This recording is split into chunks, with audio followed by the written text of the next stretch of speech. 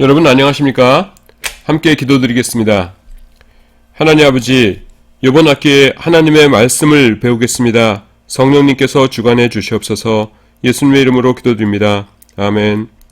네, 여러분 안녕하십니까? 저는 신약 3 과목을 맡고 있는 김병국 교수입니다. 신약 3 과목은 요한문헌, 또 공동서신, 또 히브리서 이렇게 구성되어 있습니다. 지금 왜 그렇게 나눈가 하는 것은 이제 조금 이따가 말씀을 드리겠습니다. 그 과목명은 이제 지금 보여드리는 것이 무엇이냐 하면은 여러분들께 그 백석톡을 통해서 말씀드렸던 강의안이 있습니다. 이번 학기에 사용될 거가 이제 책 2권하고 강의안인데요. 강의안 처음 앞에 보시면은 나오는 그런 것입니다. 그래서 그거를 여러분들이 보시면은 되고, 아직 강의안 준비하지 못하신 분들은 그냥 이것 눈으로 보시면 되겠습니다. 자, 과목명은 신약 3입니다. 신약 3에는 요한문헌, 그리고 공동서신, 그리고 히브리서 이렇게 했습니다. 그리고요, 학점은 2학점짜리이고 담당 교수는 접니다. 여기 제 이름이고요. 그 다음에 여기 제 핸드폰 번호입니다. 그리고 이메일 번호입니다. 보통은 이제 핸드폰으로 문자를 주시면은 제가 가장 빨리 확인할 수가 있습니다. 본 과목의 목적은 요한문헌과 공동서신, 히브리서의 서론적 사항을 연구하고 개략적인 본문, 강해 능력, 함양 이렇게 되어 있습니다. 그래서 그냥 요 10권의 책을 공부한다는 것인데요. 10권의 책이라는 게 뭐냐면은 이렇게 구성되어 있습니다, 여러분. 지금 요한문헌이라고 돼 있죠? 요한문헌이 뭡니까, 여러분? 간단하죠? 그냥 앞에 요한이라는 이름으로 시작되는 문헌들입니다. 뭐가 있을까요? 요한 복음, 그 다음에 요한 1서, 요한 2서, 요한 3서, 그 다음에 요한 계시록, 요거를 요한문헌이라고 그러고, 그 다음에 이제 공동서신이 있는데요. 공동서신은 뭐냐면은 바울 서신이 있지 않습니까? 그리고 여기 이렇게 히브리서가 있어요. 두꺼운 책이. 그리고 맨 뒤에 가서 또 긴 책이 요한 계시록이 있습니다. 그래서 히브리서와 계시록 사이에 히브리, 야고보, 베드로 전후, 요한 1, 2, 3서, 유다서, 요 7권의 책이 있는데 요거를 공동서신이라고 그럽니다. 그래서 지금 요번 학기에 같이 공부할 거가 앞에 요한복음이 있고요. 이거 요한문헌. 그 다음에 여기에 요한 1, 2, 3서가 요한문헌, 계시록이고, 그 다음에는 공동서신에 요한 1, 2, 3서가 같이 들어가죠. 그 다음에 히브리서까지 들어간다. 히브리서는 공동서신이 아니에요. 히브리서와 계시록 사이를 공동서신이라고 그러는데, 이번 학기에 신약 3에 히브리서가 들어갑니다. 그래서 뭐 복잡하게 설명하는 것 같은데, 그냥 쉽게 말하면은 복음서 중에서 요한복음 하고요. 그 다음에 히브리서부터 계시록까지 그냥 다 배운다, 이렇게 생각하시면 됩니다. 그런데 그거를 굳이 이렇게 묶음으로 나누려니까 요한문헌, 그 다음에 공동서신, 그 다음에 히브리서 이렇게 된다, 이렇게 말씀드린 겁니다. 자, 교수 방법은 그냥 제가 강의를 합니다. 지금 코로나 때문에 제가 강의를 하는 게 아니라 그냥 신학대학원에서 제가 원래 강의 위주로 이렇게 나갔었어요. 그래서 강의를 하고요. 그 다음에 여러분들이 이제 이 성적 평가 어떻게 될까 궁금하실 텐데, 출석이 이제 20점이고요. 20점. 여러분들이 요거를 이제 잘 정성스럽게 잘 온라인으로 시청을 하시면은 그게 이제 프로그램이 여러분들이 얼마나 잘 보셨나 하는 것을 보여줍니다. 그래서 지각 없으시고, 조퇴 없으시고, 그 다음에 50분 수업을 충실하게 잘 들으셨다, 그러면은 20점 이렇게 되고요. 그 다음에 이제 중간고사하고 기말고사 이렇게 됩니다. 내용이 다른데요. 중간고사는, 성경 괄호넣기가 나옵니다.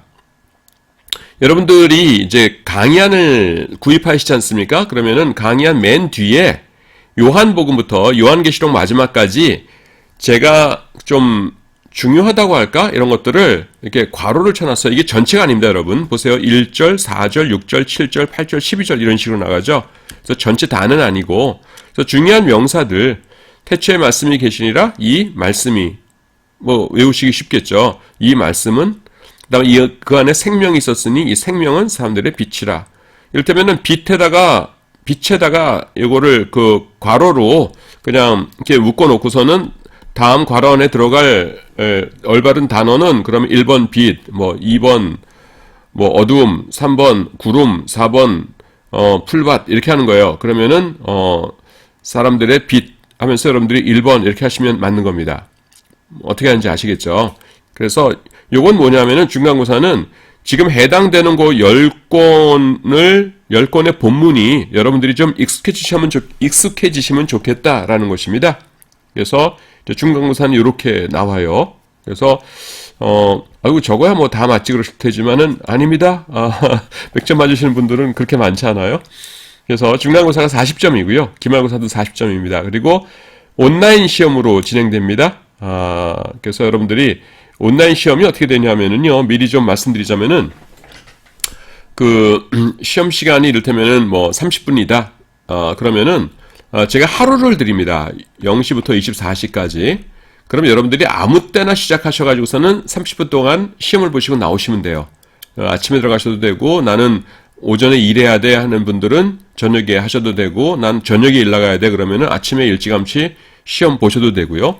하여튼 24시간 안에 여러분들이 시험을 이렇게 보시면은 됩니다. 제가 굉장히 감사한 게 그렇게 하면은 컨닝하지 않을까 그러는데 컨닝들 많이들 안 하시더라고요. 예, 그래서 이렇게 합니다. 하나님 앞에서 양심적인 목회자가 되어야겠지요.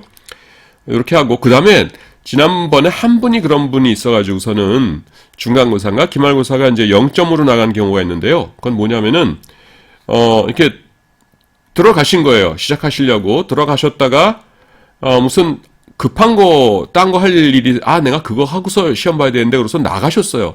그러고서는 나중에 이제 다시 들어오려고 하셨더니만은 당신 못 들어옵니다 하면서 이제 기계가 프로그램이 막는 겁니다. 그러니까 기계 입장에선 뭐냐면은 문제 본 다음에 중간에 그 문제가 노출된 다음에 공부하고 다시 와서 보는 거니까 용납이 안 되는 거죠. 그래서 한번 시작하시면은 중간에 나가셨다가 다시 들어올 수는 없다는 것 그렇게 아시기 바랍니다. 그래서 이게 괄호 넣기 예제가 이렇게 되고요. 그 다음에 이제 학기말고사는 똑같이 이제 40점인데요. 범위는 한 학기 공부 내용 전체이며 이것도 역시 사지선다형으로 출제가 될 예정입니다. 그래서 이를테면은 요한복음은 누가 썼냐? 1번 마태, 2번 마가, 3번 누가, 4번 요한 뭐 그런 식입니다. 그리고 이것도 시험 일시는 추후에 공고해 드립니다. 여러분도 아시겠지만 요즘 하도 이 스케줄 같은 것들이 변화무쌍하기 때문에 그 날짜를 이렇게 딱 미리 알려드리기가 굉장히 좀 어려운 그런 상황입니다. 여러분들 이해하실 줄 압니다. 그래서 추후에 제가 이렇게 알려드리도록 하겠습니다. 그 다음에 교재는요. 교재는 이제 3권이 있는데요. 3권이 여기 나오죠. 요한복음은 설교자를 위한 요한복음 강해고요. 공동서신은 이것도 제가 쓴 겁니다. 그래서 공동서신 강해라는 책이 있어요. 그걸 가지고 하시고 그 다음에는 히브리서하고 요한계시록은 이제 강의안으로 제가 만들었습니다. 그래서 요거 3권 있으시면 됩니다. 제가 여기 이 구입에 대해서는 문자로 이미 여러분들께 말씀을 드렸습니다. 백석톡을 아직 안 까신 분들, 프로그램을 안 하신 분들은 꼭 해주시기 바랍니다. 여러 가지 제가 중간중간 정보라든가 이런 것들이 백석톡으로 나가기 때문에 그렇습니다. 추천 도서는 뭐 그렇게 중요하지 않습니다. 제가 강의를 할 것도 아니고, 근데 하여튼 요 성경에 해당되는 책들을 강의하니까 거기와 관련해서 중요한 책들을 그냥 한 권씩만 한 권만 읽으려면 뭐 읽어야 돼요? 그러실 때에 참고하시라고 이렇게 제가 썼습니다. 그래서 뭐 이를테면 묵시문헌 읽고 싶다 그러면은 이런 책 하십시오. 세대주의에 대해서 어떻게 알아야 됩니까? 그러면은 포이스트레스 교수가 쓴 이런 책 보십시오 하면서 그 한 권씩만 제가 골라서 나름대로는 엄선해서 이렇게 여러분들께 소개를 시켜드립니다.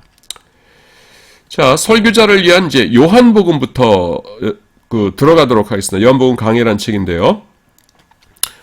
여러분들이 그 책을 보시면은 그 책의 내용 제가 그대로 요걸 이제 가지고 강의를 하는 겁니다.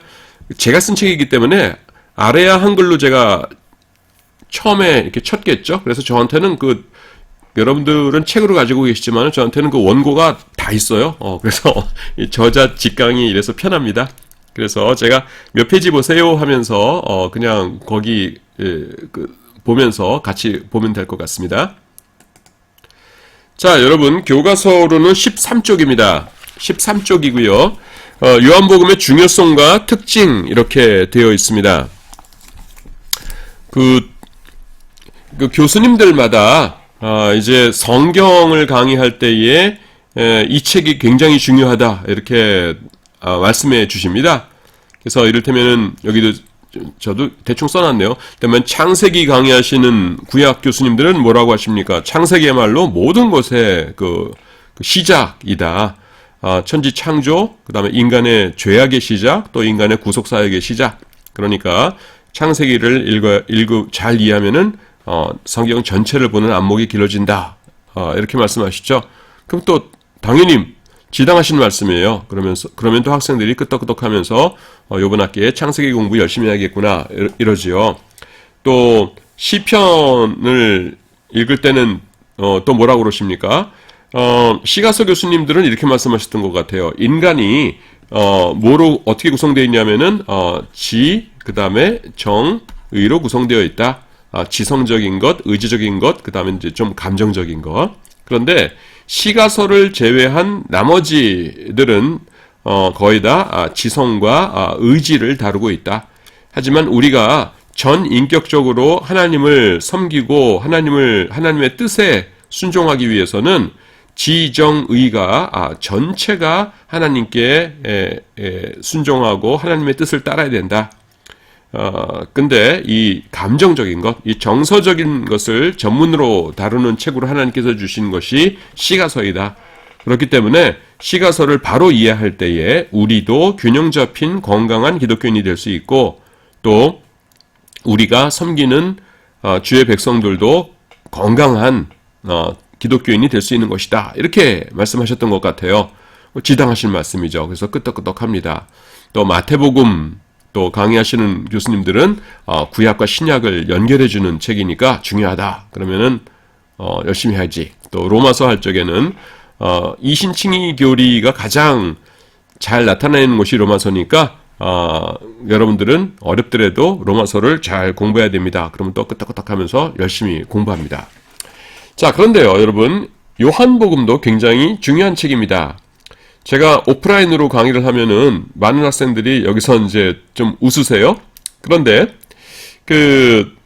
조금 있으면은 다들 끄떡끄떡 하십니다. 맞아 요한복음 중요해. 그러면서 많이도 아니고요. 제가 두 가지만 말씀을 드립니다. 왜 요한복음이 중요한가 하는 것입니다. 첫 번째는 뭐냐 하면은 신구약 성경의 총정리예요. 총정리. 자, 여러분 신명기라는 책이 있습니다. 하나님께서 마태, 마가, 누가, 무슨 소리예요? 죄송합니다. 창세기, 출애굽기, 레위기, 민수기를 주신 다음에 너무 좀 양이 방대한 것 같다. 그러니까 그거를 이렇게 좀 핵심적인 것만 정리해서 모아야겠다라고 해서 주신 책이 신명기입니다. 그래서 신명기의 신자가 뭐냐면은 요 신자예요. 이렇게 그 다음에 그 다음에 기 이렇게 되죠. 그래서 이 거듭 신자입니다. 이 신자가. 그래서 하나님의 계명을 거듭해서 반복해서 기록한 책이다라는 뜻이에요. 그래서 영어에 듀트라노미 그러는데 듀테로라는 것이 이제 이중적인 두 번째의 둘의 뭐 이런 뜻이죠. 거기에 해당되는 게 신이고요. 그다음 노미 이 법이라는 것에 해당되는 것이 명입니다. 그래서 신명기 그렇게 돼 있어요. 그래서 하나님께서는 이렇게 쭉 주신 다음에 이렇게 가끔 가다가 전체를 요약할 수 있는 총정리하는 책을 주십니다. 자, 그런데요. 66권을 하나님께서 성경을 주셨는데 그 어떤 책은 제일 처음에 쓰인 책일 것이고 어떤 책은 제일 마지막에 쓰인 책일 것이죠. 예. 그런데 그냥 믿음이 없는 사람들이 생각할 때는 그 첫 책이냐 마지막 책이냐 하는 것이 별로 그렇게 중요하지 않아요. 뭐 어쩌다 보니까 마지막 책이겠지, 어쩌다 보니까 첫 책이겠지 이렇게 하겠죠. 근데 여러분, 우리는 무엇을 아는 사람입니까? 모든 성경은 하나님의 감동으로 된 것으로 이거를 아멘으로 믿는 사람들이잖아요. 그러니까 첫 책이나 마지막 책은요, 그 하나님께서 그냥 주신 것이 아닐 겁니다. 분명히 어떤 의미를 갖고서 첫 책이 되게 하고 마지막 책이 되게 하셨을 것이에요. 그러면은 성경의 마지막 책이 뭐냐 하면은 보통 학자들은요, 사도 요한이 기록한 요한 문헌을 가장 마지막에 기록한 책들로 꼽아요. AD 한 85년에서 95년 그 사이에 기록됐거든요. 자, 그런데 요한복음, 요한 1, 2, 3서, 요한계시록이 요한 문헌인데 이것들 가운데서 뭐가 제일 처음이고 뭐가 제일 마지막일까? 엎치락뒤치락합니다. 학자들마다 의견들이 달라요. 그래서 우리가 장르를 봐야 돼요. 그런데요, 나머지 책들은 신구약 성경 전체의 총정리 혹은 종합이라고 보기에는 조금 어색한 책들입니다. 무슨 말이냐면은 요한계시록은 어떻습니까?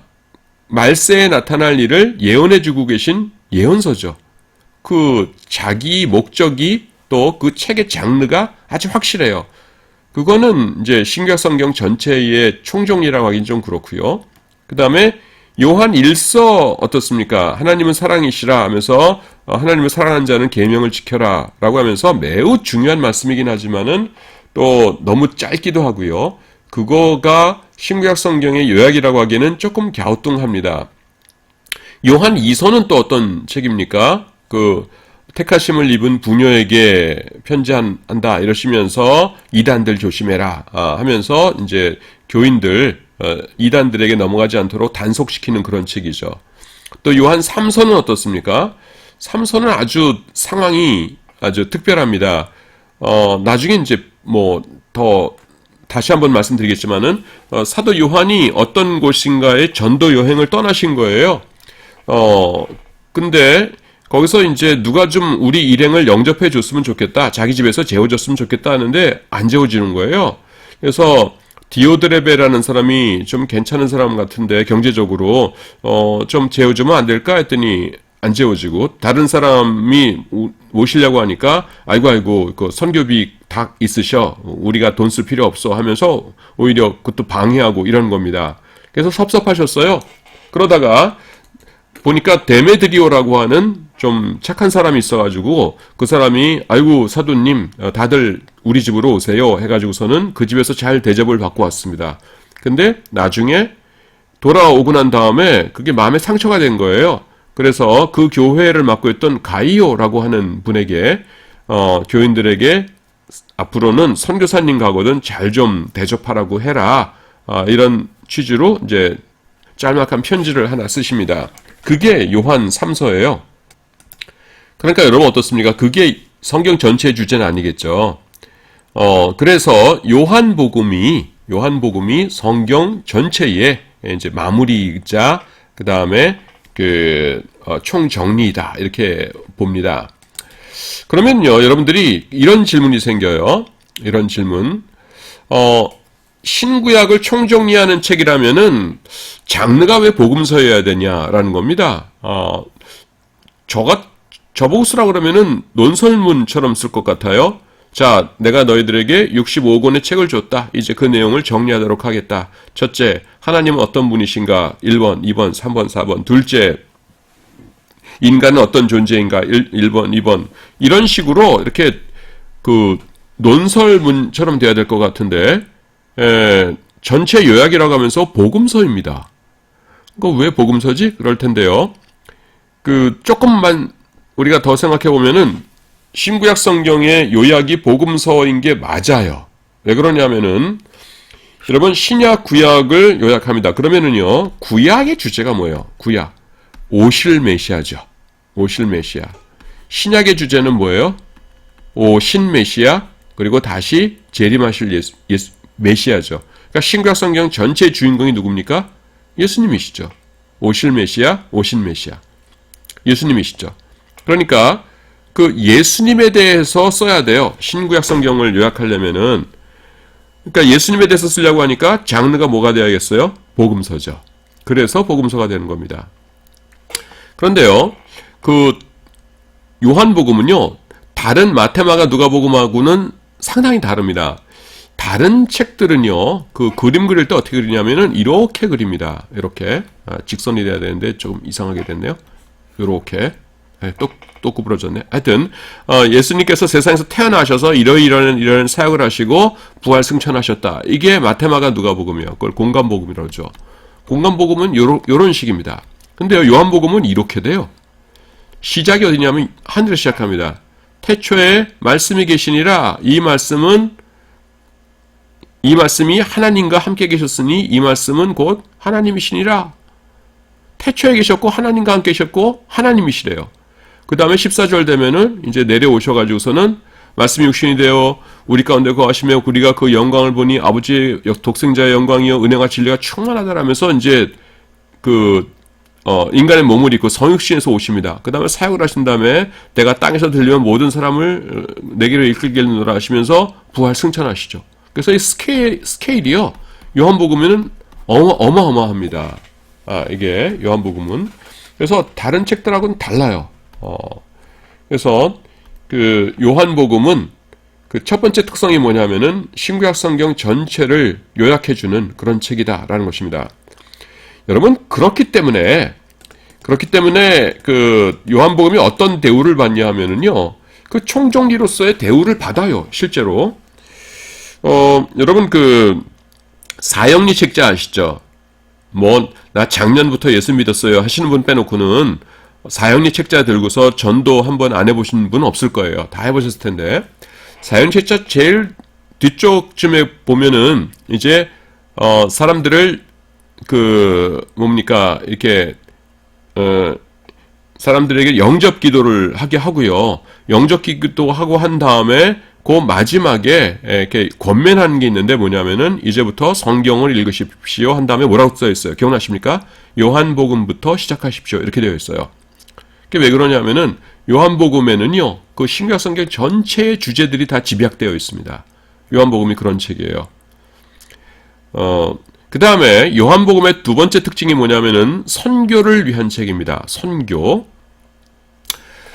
왜 선교를 위한 책이냐 하면은 여러분들 생각해 보세요.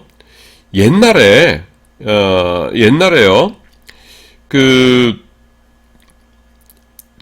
전도를 하러 가려면은 이 성경책을 가져가야 되는데 지금은 성경책이 얇고 조그맣죠. 한 권이죠. 그래서 아무리 힘 약한 사람이라도 성경책 들어봐 그러는데 무거워서 못 들겠어요. 뭐 그런 사람은 없을 거예요.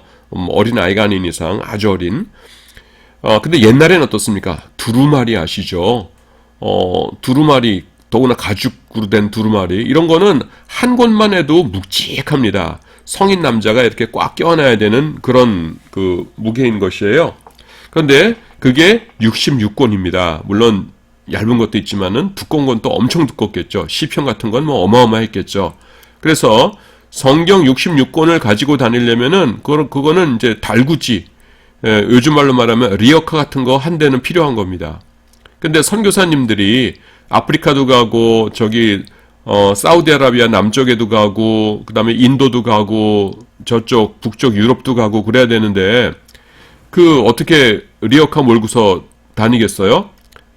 그래서 하나님께서 선교할 때에 요거 한 것만 들고 다니면은 깔끔하게 이제 기초적인 것은 다 돼 하는 목적으로 우리 인간에게 주신 책이 있어요. 그게 뭐냐면은 바로 요한복음이다라는 것입니다. 그래서요, 요한복음은 그렇기 때문에 어떠냐 하면은 내용이요, 용어들이 굉장히 쉬워요. 내용이 유치한 건 아니에요. 굉장히 심오하다고 그랬죠.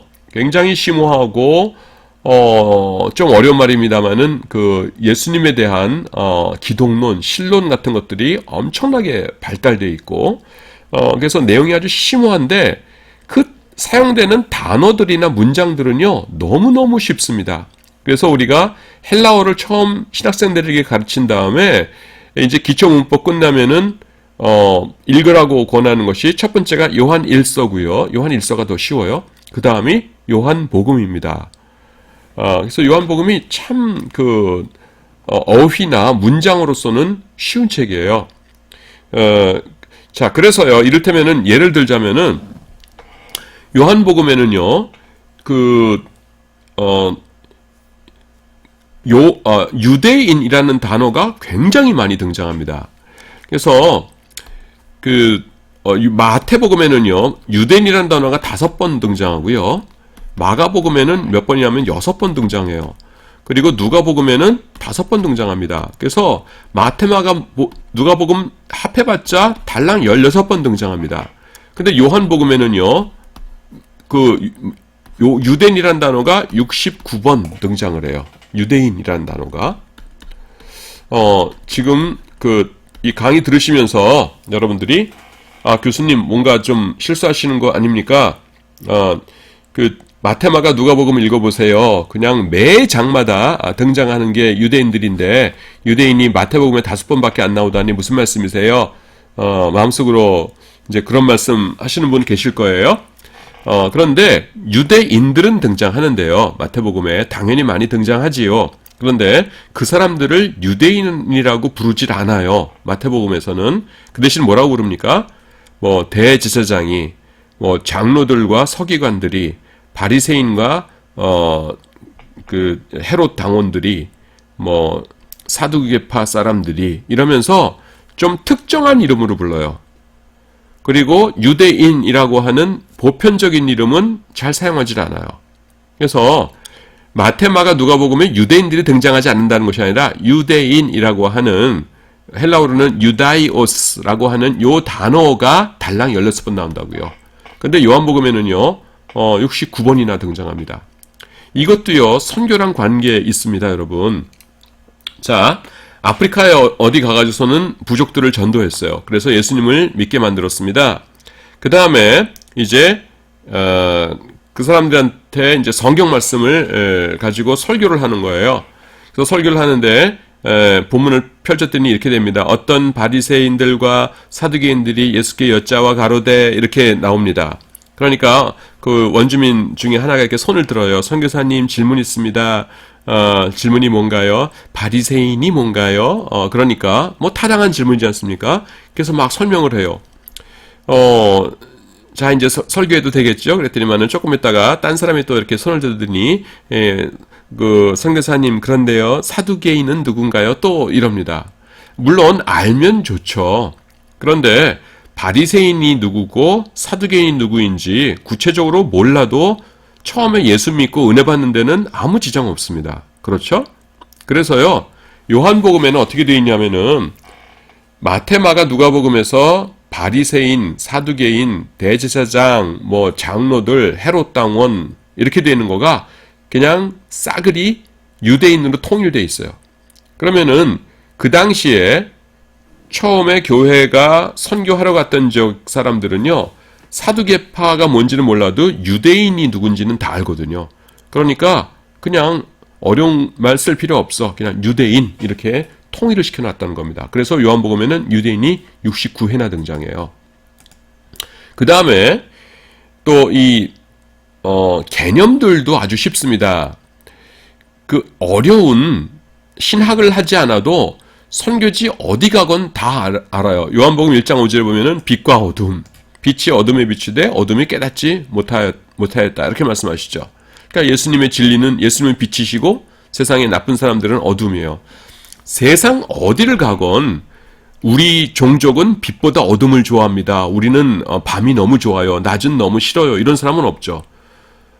빛과 어둠 중에서는 빛이 좋은 거다라는 건 다 알죠. 또 요한복음 1장 12절에 무슨 말씀이 있습니까? 그 이름을 믿는 자들에게는 하나님의 자녀가 되는 권세를 주셨다. 이렇게 말씀하죠. 그래서 우리가 예수님을 믿으면은 하나님의 자녀가 됩니다. 그러면은 사람들이 다 이해하는 거예요. 어려운 게 아니죠. 남이었다가 자녀가 되면 얼마나 좋겠어요. 아버지의 사랑을 받으면서 살 수 있는 건데. 그래서 하나님은 아버지, 우리는 자녀 이렇게 되는 겁니다. 또 사망에서 생명으로 옮겼느니라. 세상의 어떤 사람들도 우리는 그 생명보다 사망이 더 좋아요. 빨리빨리 죽고 싶어서 너무너무 죽는 날이 사모가 돼요. 이런 정신병자들만 가득 모여있는 나라는 없겠죠. 어딜 가나 생명은 좋은 것이에요. 그래서 예수님을 믿는 것은 생명, 그 다음에 예수님을 안 믿고 죄 짓다가 죽는 것은 사망, 이렇게 하면 되는 겁니다. 그래서요, 요한복음은 이렇게 굉장히 이해하기가 쉽게 되어 있습니다. 자,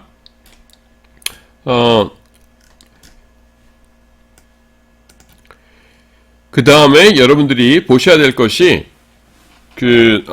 여러분들 교과서라는 것이 지금 이제 설교자를 위한 요한복음 강해 그 책을 말하고요. 그 책의 16쪽입니다. 16쪽에 보시면은 요한복음이 기록될 당시의 역사적 배경 이렇게 있어요.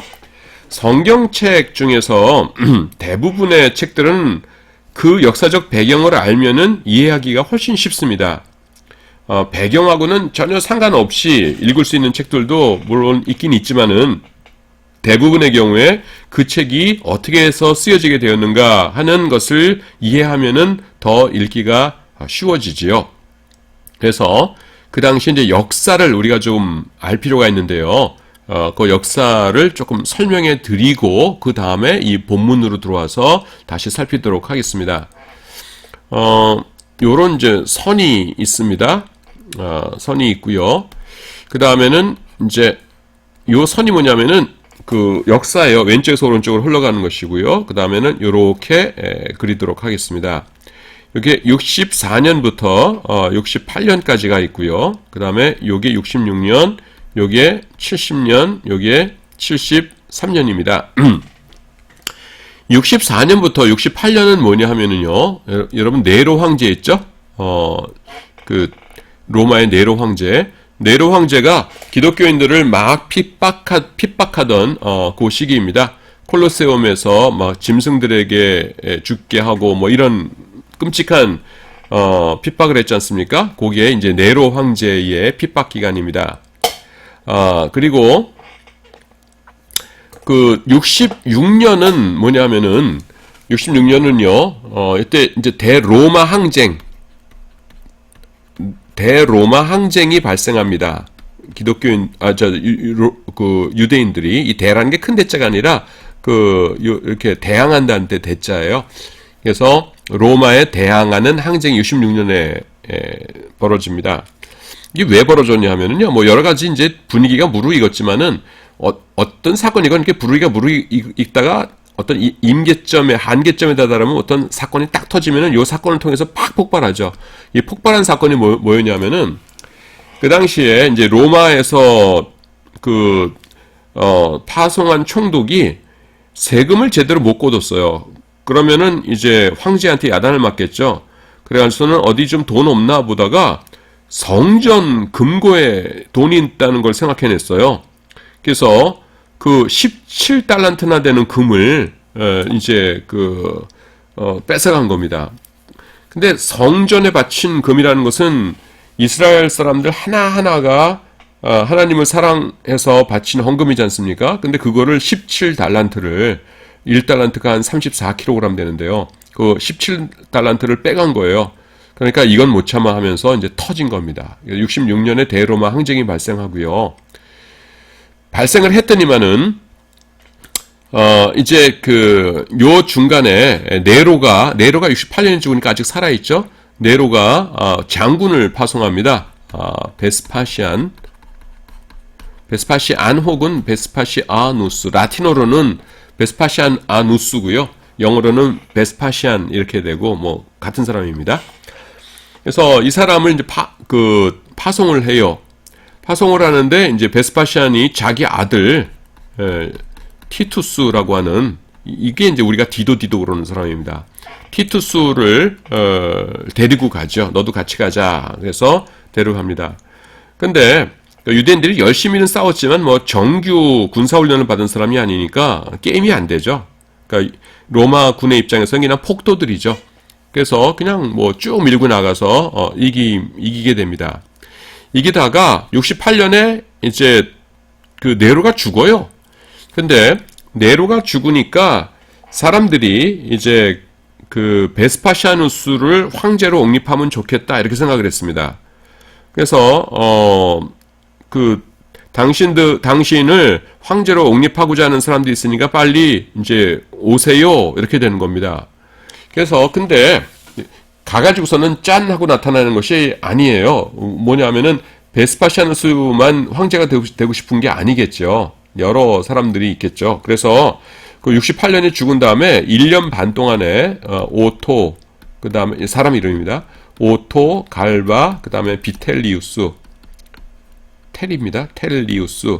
요 세 사람이 1년 반 동안에 이 세 사람의 황제가 갈려요. 그런 이제 그 혼란기가 찾아옵니다. 그 다음에 베스파시아누스 장군이 이제 여기 이제 이스라엘에서 막 싸움하겠는데 이 병력을 가지고 갈 수는 없으니까 여기 이제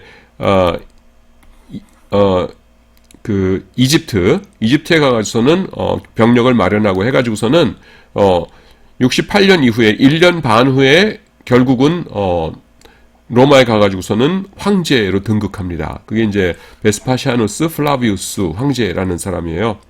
근데 이제 가면서 나머지 싸움을 해야 될 거 아닙니까? 자기가 중요한 싸움은 뭐 승기는 잡아놨지만은, 그래서 나머지 싸움은 네가 좀 해라 하고서는 맡긴 게 티투스예요, 아들. 그래서 여기 70년이라는 걸 따로 이렇게 해놨죠. 70년이 뭐냐면은 예루살렘이 망한 겁니다. 그래서 AD 70년에 예루살렘이 망하고요. 그리고 이제 그때 티투스가 젊었거든요. 젊었는데, 원래는 이제 그 도시를 정복하면 도시를 완전히 성이나 이런 걸 다 무너뜨려 버리지요. 다시 세울 수 없도록. 근데, 다 무너뜨리질 않고서는 그 성벽, 예루살렘 성전 벽 하나를 그냥 남겨놨어요. 왜냐하면 전리품식으로 이렇게 커다란 도시를 내가 무너뜨렸다 하는 그 기념 삼기 위해서. 그게 지금의 뭡니까? 그게 통곡의 벽입니다. 통곡의 벽. 예루살렘 가보시면은 거기서 이제 종이 끼워놓고서 이렇게 기도들 하고 그러죠. 그게 통곡의 벽이고요. 그 다음에 이제 예루살렘이 무너지니까 그 사람들이 어딜 가서 이제 최후의 저항을 했냐면은, 여러분 이스라엘이 이제 지도가 요렇게 이스라엘이 이제 지도가 요렇게 생겼어요. 이렇게 밑에 사해바다가 요렇게 있으면은 사해바다 왼쪽에 여기에 뭐라 되어 있냐면은 마사다라고 하는 요새가 있습니다. 여기에요. 요새가 딱 요렇게 생겼어요. 요렇게 위 판판하고 요렇게 하고 위가 상당히 넓습니다. 여기 가가지고서는 항쟁을 벌였어요. 900명 좀 넘는 사람들이. 그래서 이 워낙 가파르니까 로마 장군이 여기다가 이렇게 그 둔덕을 쌓았습니다. 그래서 나중에 요걸 둔덕을 타고 올라가가지고서는 이제 이 사람들을 죽이려고 했는데, 안에 있던 사람들이 그냥 자살해 버렸죠. 이 마사다 요새. 그래서 마사다 요새가 무너진 해가 AD 73년입니다. 그래서 우리가 유대인들은 2000년 동안 나라 없는 민족의 서러움을 겪으면서 전 세계를 방황했다 뭐 이러잖아요. 그게 언제 시작된 거냐면은 바로 요 AD 73년에 이제 시작된 겁니다. 자, 그런데 이제 그래서 64년부터 73년까지의 요 역사를 그냥 대략 말씀을 드렸고요. 근데 70년에 무슨 일이 발생하냐면은 이 예루살렘 성 안에요, 굉장히 똑똑한 랍비가 한 명 있었어요. 뭐 랍비들이 물론 다 똑똑합니다만 특별히 더 똑똑한 랍비가 있었어요. 그 랍비의 이름이 뭐냐면은, 여러분들에게 낯설 수 있는데 유대인들에게는 굉장히 유명한 이름입니다. 뭐냐면은 요하난 벤 자카이라고 하는 랍비가 있었습니다. 이 랍비가 랍비 중에 이제 자기가 이제 최고인데요. 그 예루살렘이 로마 군대에게 겹겹이 둘러싸여인 둘러싸인 그런 상황 속에서 곰곰이 생각을 한 거예요. 예루살렘은 분명히 망할 것이다. 그런데 우리 유대인들이 같은 민족으로서의 정체성을 유지해야 된다. 우리 유대인들이 정체성을 유지할 수 있는 그 핵심은 무엇이냐? 그것은 유대교라고 하는 종교이다. 그러면 유대교라는 종교를 유지하기 위해서는 세 가지가 필요하거든요. 성전하고, 그 다음에 율법하고, 그 다음에 랍비입니다. 그러니까 성전, 랍비, 율법, 랍비가 있으면은 유대교가 존속하는 거예요. 근데 이 중에서 성전 무너질 거 뻔해요. 로마 사람들이 들어오면은 이제 성전은 아주 그냥 다 없애버리겠죠. 그 다음에 율법은 예루살렘에 있는 건 다 태워버릴 텐데, 율법은 뭐 그 복사한 책들이 사방에 있으니까 뭐 그렇게 걱정이 안 돼요. 근데 율법을 해석해줄 랍비들이 만약에 죽어버린다 그러면 안 되는 거예요. 그래서 랍비가 살아야 됩니다. 그런데요, 전 세계에 흩어지는 랍비 중에서 누가 최고인가라고 생각해 봤더니 아무리 겸손하게 생각해 봐도 자기 자신인 겁니다. 그래서 요하난 벤 자카이가 내가 살아야겠다 이렇게 결심을 굳혀요. 그 개인적인 욕심 때문이 아니라 우리 민족을 위해서는 내가 살아야 된다 이렇게 된 겁니다. 근데 예루살렘 성에서 탈출해 나가는 거가 문제였어요. 왜냐하면은 예루살렘에서 이제 누군가가 나오면은 전부 죽여버렸습니다. 십자가에 못 박아서 죽여버렸어요. 그래서 굉장히 많은 사람들을 이제 십자가에 못 박아서 죽였으니까 잘못 나갔다가는 그냥 뭐 죽는 겁니다. 근데 그 당시에 이제 로마 사람들이 나갔다 유대인들이 성 밖으로 나오는 걸 허용해주는 케이스가 딱 한 경우가 있었는데요. 그게 뭐냐면은 시체를 버리는 겁니다. 여러분 그 고대 시대에 이렇게 로마군에 의해서 성이 칭칭칭칭 이렇게 동요매인 것처럼 포위를 당하고 있으니까 식량이 떨어졌겠죠. 또 물도 떨어지고 그러니까 위생 상태가 엉망이겠죠. 그러니까 전염병이 돌았겠죠. 그래서 전염병에 걸려서 혹은 굶어서 죽은 시체들이 막 여기저기 있는 겁니다. 근데 로마군이 밖에서 이렇게 포위만 하다가 돌아갈 게 아니잖아요. 언젠가는 자기들이 안에 들어가서 점령해야 될 거 아닙니까? 근데 안에 들어가 봤더니만은 죽은 시체들, 그것도 곱게 죽은 것이 아니라 전염병에 걸려가지고서는 막 죽은 시체들이 사방에 널브러져 있어요. 그럼 자기네들도 싫겠죠. 그래서 시체를 버리기 위해서 이쪽에 이제 분문이라는 것이 있어요. 분문이 뭐냐면 이게 똥분자입니다. 우리가 분뇨 처리 과정 뭐 이러잖아요. 똥분자. 그러니까 똥문입니다. 그래서 영어로는 뭐냐면은 덩게이트라고 그래요. 뭐 아시겠지만 덩이 똥이에요. 게이트는 문이고. 그래서 그 똥 같은 더러운 오물을 내다버리는 제일 냄새나는 문이 있는데 그 문을 통해서 죽은 사람의 시체를 내다버리고 다시 들어가는 것만을 허용해 줬어요. 그래서 요하난 벤 자카이가 들것을 만들어 가지고서는 자기를 이렇게 눕혀라, 시체처럼 만들어서 칭칭 동요맨 다음에 그래서 제자 앞뒤로 들것을 들고서는 나를 내다버려라 이렇게 한 겁니다. 그래서 내다버려 가지고서는 있은 다음에 나중에 이제 때가 되었을 적에 벌떡 일어나 가지고서는 황제 폐하 만세 하면서 이제 나갔습니다. 로마군에게 갔어요. 그러니까 로마군이 깜짝 놀랐겠죠. 시체인 줄 알았는데 시체들 쭉 쌓여있는 속에서 갑자기 웬 시체 하나가 좀비처럼 살아나더니만은 처벅처벅 걸어오면서 로마 황제 만세 이러니까 얼마나 놀랐겠어요. 근데 보니까 이제 훌륭한 랍비거든요. 그래서 장군이 살려줍니다. 왜 살려주냐 하면은요, 이 로마 사람들이 지혜로운 것인데, 여러분 보세요. 이 로마가 있지 않습니까? 로마가. 그리고 유대인들이 있죠. 근데 지금 유대인들은 전 세계에 흩어져 있고요. 그 당시에 전 세계라는 게 이제 지중해 연안이죠. 그리고 이제 요번에 반란을 일으킨 것은 극소수예요. 근데 로마가 유대인들을 다 죽일 수는 없는 겁니다. 다 죽일 수는 없는 거고 앞으로도 유대인들을 통치를 해야 돼요. 근데 로마에 대한 유대인들의 감정은 아주 극도로 나빠져 있죠. 그러니까 요 중간에서 로마와 유대인들 중간 역할을 해줄 사람이 누가 필요한 것이에요. 그래서 이제 이 사람을 통해서 유대인들을 달래기도 하고 뭐 이렇게 하면서 이제 중간 지도자가 필요한데 딱 보니까 이 사람이 랍비 중에서 제일 유명한 사람이고요. 그 다음에 다른 랍비들은 꼬장꼬장하게 내가 죽을 망정 로마군한테 안 가 이러면서 그 안에서 이제 꼬장꼬장하게 밥도 안 먹고 죽어가고 이러고 있는데 황제 폐하 만세 그러면서 항복하러 나왔거든요. 그러니까 말이 통하는 사람이에요. 그래서 이 사람은 우리가 살려둘 만한 가치가 있는 사람이겠다 해가지고서는 이 요하난 벤 자카이를 살려줍니다. 그래서 벤 자카이에게 물어봐요. 당신 소원이 뭐요? 소원 하나 들어주겠소? 했더니만은 자카이가 뭐랬는지 아세요? 포위를 풀고 당신들 물러나는 것이요. 그렇게 얘기합니다. 그러니까 그 장군이 포위를 풀고 물러나는 거라면은 나를 여기 왜 보냈겠소? 다른 소원 말이 보시오. 했더니만은 지금 나온 이유가 뭐예요? 랍비들 살아야겠다 해서 나오는 거죠. 그래서 랍비들이 있는데 랍비들 좀 살려주시오 이런 겁니다.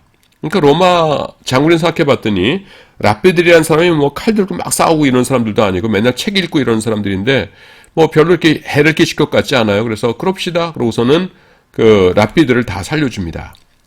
자, 그래서요 이 요하난 벤 자카이가 살려 나온 예루살렘에 있던 최고의 랍비들과 이제 야브네라는 곳에서 지명입니다. 야브네라는 곳에서 그 새로운 유대교를 만듭니다. 이게 뭐냐면은 구약 종교는요 절기 중심이죠, 여러분. 그렇죠? 네. 절기 중에서 제일 중요한 절기가 뭐예요? 3대 절기죠. 오순절, 6월절부터 하겠군요. 6월절, 오순절, 초막절 3대 절기죠.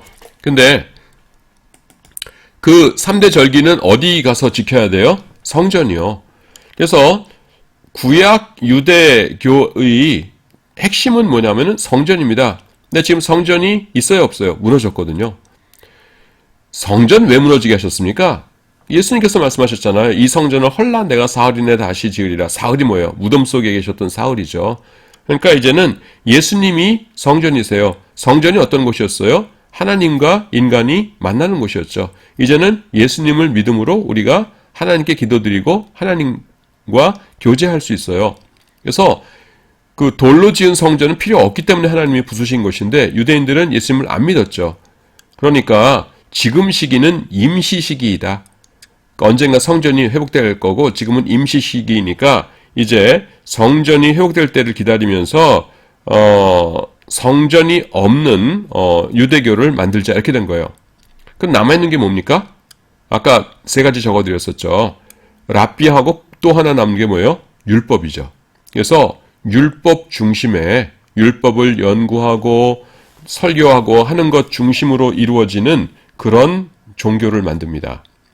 그 종교의 첫 번째 수장이 누구냐면은 요하난 벤 자카이예요. 자카이. 그리고 이 사람의 뒤를 이은 사람이 누구냐면은 가말리엘 2세입니다. 가말리엘 2세.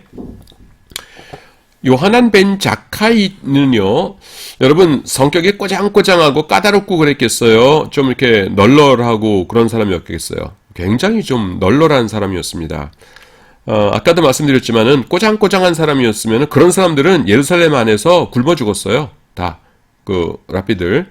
근데 요하난 벤 자카이는 이렇게 좀 트인 사람이었어요. 그래서 로마군에 항복을 하지요. 그래서 요하난 벤 자카이 시대 때는 어떤 일이 있었냐면은 예수님을 믿는 유대인들이 있었거든요. 예수님을 믿는 유대인들이 아직 회당에서 쫓겨나질 않았습니다. 그래서 예수님을 믿는 유대인들은 회당에도 있었고요. 그 다음에는 교회에도 다니고 그랬었어요. 그랬는데 양쪽을 다 다녔는데 요하난 벤 자카이는 안 쫓아냈는데 가말리엘 2세가 그 사람들은 이제 회당에서 나가 너네들은 교회나 다니고 회당에 오지 마 하고 쫓아내버렸습니다. 여러분 여기서 조금 설명해 드려야 될 것 같아요. 우리는 이렇게 생각해요. 유대인들이 예수님 믿자마자 회당엔 안 다니고 교회만 다녔을 것이다. 아니에요. 어렸을 때부터 회당에서 뭐라고 배웠어요? 앞으로 메시아 오신다. 메시아 오시거든 메시아 영접하고 잘 믿어라. 이렇게 배웠어요. 근데 메시아가 오셨어요. 누구예요? 예수님이요. 그래서 라삐님께서 가르쳐 주신 대로 메시아신 예수님을 잘 믿고 잘 섬겼어요. 그러면은 회당의 가르침에 충성한 거예요? 반대한 거예요? 충성한 거예요. 그러니까 내가 왜 회당에서 나가요? 나야말로 훌륭한 유대인이죠. 그래서 초기 유대인들은요, 회당에도 다니고 교회에도 다니고 두 가지를 다 하고 있었습니다. 그게 요하난 벤 자카이까지의 일이었어요. 자, 그 다음에는 어떻게 되었을까요? 다음 시간에 계속하도록 하겠습니다. 지금 요한복음과 요한복음의 배경과 점점 가까워지고 있습니다. 자, 다음 시간에 계속 강의를 이어가도록 하겠습니다. 감사합니다.